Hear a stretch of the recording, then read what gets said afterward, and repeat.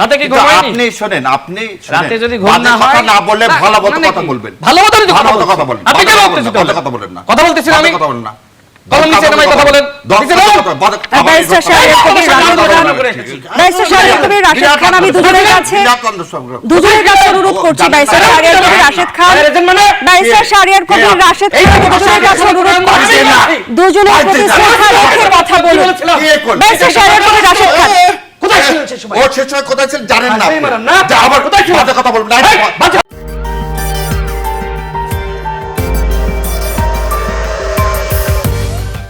হাসিনার সময় দেখেন, হাসিনার সময় 1,05,000 কোটি টাকা এস আলম লুট করছে, আর পুরা হাসিনার সময় আপনি ভারত থেকে লোন করছেন 98,000 কোটি টাকা। তার মানে আপনার টাকা দিয়ে আপনাকে ঋণগ্রস্ত করছে হচ্ছে ভারত। এই হচ্ছে ভারত। ভারত কোনোদিন আপনার বন্ধু ছিল না, আজও নয়, আগামীতে থাকবে। কিন্তু ডাক্তার জাহিদুর রহমান যে প্রতিক্রিয়া দেখিয়েছে সেটাকে কিভাবে মূল্যায়ন করবেন? তিনি রাষ্ট্রীয় প্রোটোকল আমরা দেখেছি যে প্রত্যাখ্যান করে দেশে ফিরে এসেছেন কঠোর অবস্থান এবং আত্মসম্মান নিয়ে, সেই বিষয়টিকে কিভাবে মূল্যায়ন করবেন? শোনেন, আত্মসম্মানটা আগের দিনে বিকায় দিছেন। পররাষ্ট্র মন্ত্রণালয়ে হাই কমিশনারকে ডেকে আনলেন কি জন্যে? জাহিদুর রহমানকে ফিরিয়ে দেওয়ার জন্য। আর যে লোক বাংলাদেশকে এক করে দিতে চাইলেন, ত্রিবেদী, তাকে ডাকার আপনার সাহস হলো না। এখন পর্যন্ত বিএনপি না সংসদে না বাইরে এই নিয়ে একটা স্টেটমেন্ট চাইছে না ব্যাখ্যা চাইছে। উনি কে আমাদের 20 কোটিকে একসাথে করার? উনি কে? শোনেন, একটা কথা বারবার বলি, দীনেশ ত্রিবেদী জানা উচিত। যে আজকে দেখলাম একটু আগে একজন বলছে যে রংপুর বিভাগকে এক করে না করেন না ভাই, কত ধানে কত চাল পারবেন? বহুত চেষ্টা করছেন তো। আমরা কাশ্মীরের মতো আপনি নিতে পারবেন এটা ঠিক না, আমরা ডোকালাম নিয়ে নেব। আপনি যদি এই দীনেশ বাবু 20 কোটি আপনার সাথে যাব কেন? গেলে চায়নার সাথে যাব। বারবার বলছে চায়না পাকিস্তানের সাথে যাব, আপনার সাথে যাব কেন?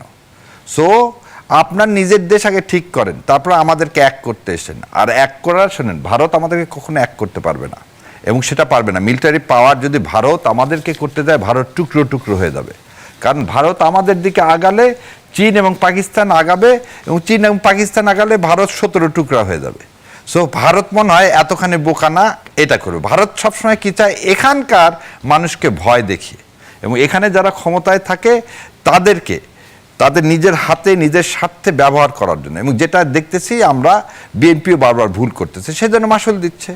যখনই ভারতের পক্ষে কথা বলবে তখনই মাসুল দিতে হবে, এবং এই মাসুলটা মানে মাননীয় প্রধানমন্ত্রী।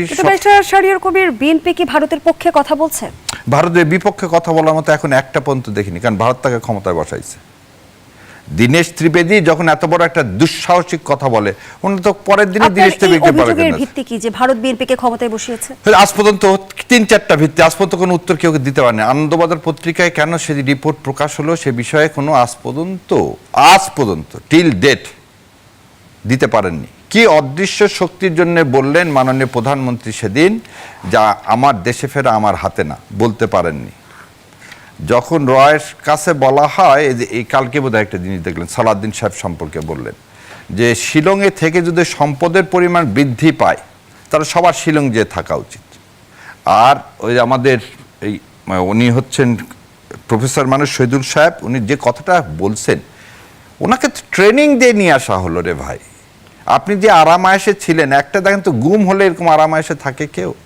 সো আপনি ভারতের বলয়ের মধ্যে থেকে আপনি যখন একটা হাইকমিশনে একটা কথা বলবে সেটার প্রতিবাদ করলেন না, আর যখন আপনার উপদেশটাকে দিল্লি থেকে ফিরিয়ে দাও, আপনি একটা জিনিস বুঝতে হবে, দিল্লি থেকে ফিরিয়ে দাও না। এটা আবার জাহিদ সাহেব নাটক করছেন কিনা আমি জানি না। আপনাকে বসায় রাখছে, যে কোনো ইমিগ্রেশনের ক্ষমতা আছে, বসিয়ে রেখে প্রশ্ন জিজ্ঞাসা করা। তাকে তো এন্ট্রি দিছে, সে ঢোকেনি তো, সে ঢোকেনি। এখন এটা ঢোকেনি, এটাও কি সেই রয়ের কোনো কিছু দেখাতে চায় কিনা এদেশে যে না ভাই আমি ভারতের সাথে নাই? কারণ 2 দিন আগে তো দেখলাম সে ভারতের পক্ষে কথা বললো। সো আমরাও যখন তাকে এজেন্ট বলি, সেটা হয়তো মিথ্যা প্রমাণের জন্য নাটক করতেও পারে। শাহরিয়ার ভাইয়ের কথাগুলো শুনছিলাম, তিনি ভারতের বিরুদ্ধে বলছিলেন। তার বক্তব্য শুনলে মনে হয় যে তিনি একজন আগ্রাসন বিরোধী নেতা।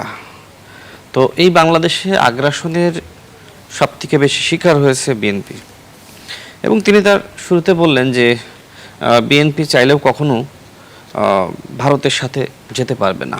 অর্থাৎ তিনি তার ওই শুরুর বক্তব্যের মাধ্যমে তার শেষের বক্তব্য যে আসলে অপ্রয়োজনীয়, অনর্থক, তিনি নিজেই প্রমাণ করেছেন।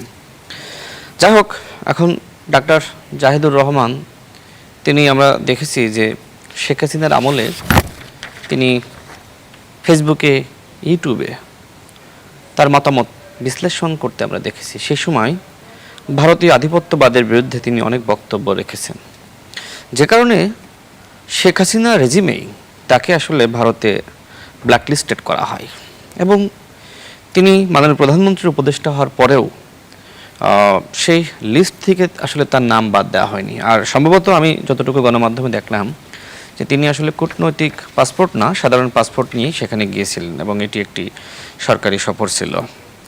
যাই হোক, আমরা মানুষ, আমাদের বক্তব্যে অনেক সময় ভুল হয় এবং আমি জানি না আসলে ডক্টর জাহিদ কোথায় আসলে তিনি আসলে ভারতের পক্ষে বক্তব্য দিয়েছেন, I don't know. Shahriar Kabir ভাইকে আমরা এখন দেখছি যে জামাতের পক্ষে তিনি অনলাইনে টকশোতে জনমত তৈরি করার জন্য কাজ করছেন। আমরা ফেসিবাদ বিরোধী লড়াইয়ে যদি শাহরিয়ার কবির ভাইয়ের এখনকার যে ভোকাল, ওই ভোকাল আমরা যদি পেতাম তাহলে খুব ভালো লাগতো। ডাক্তার জাহিদুর রহমানকে যেভাবে পেয়েছিলাম, আমাদের ব্যারিস্টার শাহরিয়ার ভাইকে আমরা সেই সময় পাইনি। আমার কাছে মনে হয় যে এরকম শাহরিয়ার ভাইরা যদি আগে থেকেই তাদেরকে আমরা এইভাবে সোচ্চার মাঠে বিপ্লবী বক্তব্য, আগ্রাসনের বিরুদ্ধে বক্তব্য পেতাম। না, আজকে কি আপনার শুনেন, আমার প্রশ্নটা কি ভারতের বিরুদ্ধে বলতে আসছেন না শাহরিয়ার কবিরের বিরুদ্ধে বলতে? আমি জানলাম আপনি তো শাহরিয়ার বিরুদ্ধে জানেনই না। আপনি যে এইভাবে ব্যক্তিগত আক্রমণ ছেড়ে ভারতের পক্ষে না বিপক্ষে সেটা বলেন। আপনি কথা বলেছেন না? না না, আমি তো আপনার বিরুদ্ধে একটা কথা বলিনি। আমি তো মনে হচ্ছে যে আপনি আমাকে শাহরিয়ার ভাইকে ছেড়া তুলতে তোলেন। আপনার তো দেওয়ার জন্য, আপনি তো ওই জন্য যোগদান করছেন। আর তো কোনো কথা নেই, বলে দেন। এবার শুনে যাচ্ছি। না, তো আপনি উত্তেজিত হচ্ছেন। আপনি এই ব্যক্তিগত কাজটা কন্টিনিউয়াস করে যাচ্ছেন। ব্যক্তিগত কাজ মানে কি? আপনাকে কি এই জন্য অ্যাপয়েন্ট করছে হ্যাঁ, আপনাকে কি এই জন্য আপনাকে আমাকে অ্যাপয়েন্ট করছে? হ্যাঁ, তাই তো মনে হচ্ছে। তাই তো মনে হচ্ছে আন্দোলন আমি রাশিদ করেছি, আপনি শাহরিয়ার কবির করেন নাই। না না, শোনেন, আপনি হঠাৎ করে আপনি যে লোকটা যে ছিলেন আমাদের সাথে সহযোদ্ধা, হঠাৎ করে আপনার এই ভুল পাল্টালো কি জন্য? এটা তো আমাকে আপনি বলেন, আপনাদের কথাই কথাই মানে এত ঠুনকো জিনিস কিনা? শোনেন, আপনি তো রয়ের এজেন্ট হতে পারেন।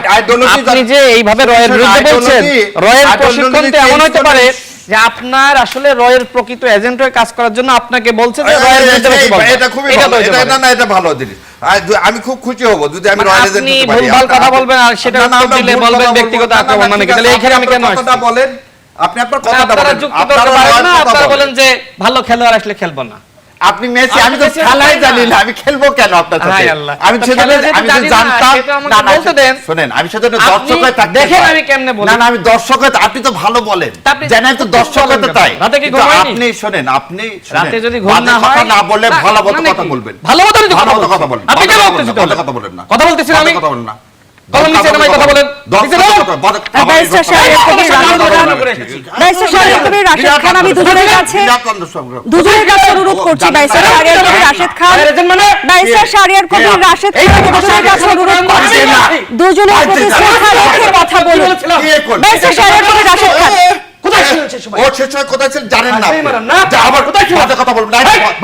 ব্যারিস্টার শাহরিয়ার কবির, রাশেদ খান, আপনারা একটা ন্যাশনাল টিভিতে আছেন, জনগণ আপনাদের দেখছে। দুজনের প্রতি শিষ্টাচার রাখার অনুরোধ জানাচ্ছি। রাশেদ খান, ব্যারিস্টার শাহরিয়ার কবির, আমি আপনার কথা নোট করে ব্যারিস্টার শাহরিয়ার কবির, রাশেদ খান, আমি দুজনের কাছে অনুরোধ জানাচ্ছি, আপনারা নিজেদের নির্ধারিত সময়ে কথা বলুন। আপনার কথা আমি নোট করেছি। আপনি কেন আমাকে আক্রমণের জায়গায় আমরা না যাই?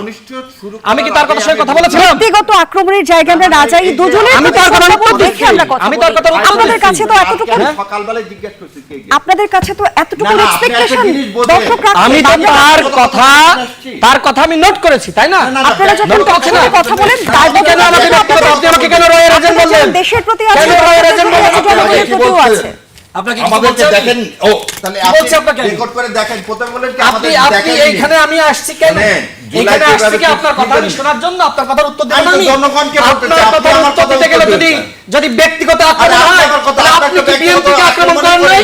আপনি কি ডাক্তার জাহিদুর রহমানকে আক্রমণ করেন নাই? আরে বাবা রে, কিন্তু বাইসার শাহরিয়ার কবির, রাশেদ খান, আমরা যদি একটু মাথা ঠান্ডা করে শুনি, আপনারা কিন্তু আমি যে কারণে অনেক জনগণের কাছে, দর্শকের কাছে অনুকরণীয়। আপনাদের কথা আমি আপনার সঙ্গে একটা কথা বলি। ব্যক্তিগত আক্রমণের জায়গা আমরা একদম না চাই। আমরা চাই যে আমরা সুন্দর করে ডাক্তার জাহিদুর আমি যখন আপনাকে ফ্লোর দিব আপনি আমার আমি এই উত্তর কথার দিব। উত্তর ঠিক দিবেন। আছে, ঠিক আছে। এই অনুষ্ঠান কিভাবে চলবে